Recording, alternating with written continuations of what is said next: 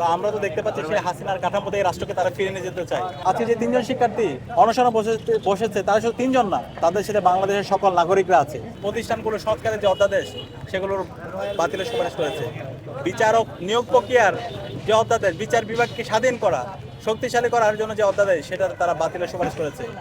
এবং যে আর্থিক খাত লুণ্ঠনের মাধ্যমে দেশের অর্থ ব্যবস্থাকে ধ্বংস করে দেওয়া হয়েছে, যে ব্যাংক রেজুলেশন অধ্যাদেশ হয়েছে সেটা বাতিলের সুপারিশ করেছে। এবং পিএসসি সরকারি কর্ম কমিশন যেই কোটা ব্যবস্থার মাধ্যমে জুলাইয়ে আন্দোলনের সূচনা হয়েছিল, সে আবার এক পাক্ষিক নিয়োগ করার জন্য পিএসসি সংস্কারের যে প্রস্তাবনা সেগুলোতে তারা নোট অফ ডিসেন্ট দিয়েছে। তো আমরা তো দেখতে পাচ্ছি সেই হাসিনার কাঠামোতে এই রাষ্ট্রকে তারা ফিরে নিয়ে যেতে চায়। আবার তারা আইনাগর, আবার তারা মানবাধিকার হরণ, সেই প্রকল্পে তারা ফিরে যেতে চায়। তো যেটা পুরো জাতির জন্য লজ্জা।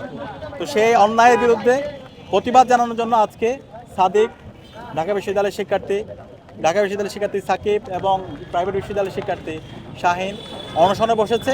তাদের অনশনের সাথে সংহতি প্রকাশ করার জন্য ডাকসুর পক্ষ থেকে আমরা এখানে এসেছি এবং আমরা ঘোষণা করছি তাদের সাথে আজকে যে তিনজন শিক্ষার্থী অনশনে বসেছে তারা শুধু তিনজন না, তাদের সাথে বাংলাদেশের সকল নাগরিকরা আছে। জুলাইয়ের পুরো প্রজন্ম তাদের সাথে আছে। যে 70% ভোটাররা সংস্কারের পক্ষে, গণভোটের পক্ষে মতামত দিয়েছে, তারা তাদের সাথে আছে। এবং এই বাংলার জমিনে জুলাই সনদ বাস্তবায়ন হবে এবং সকল সংস্কারের যে অধ্যাদেশগুলো এসেছে সেগুলো বাস্তবায়ন হবে ইনশাআল্লাহ। দেশে দেশে সবার সাথে দ্য নিউজ।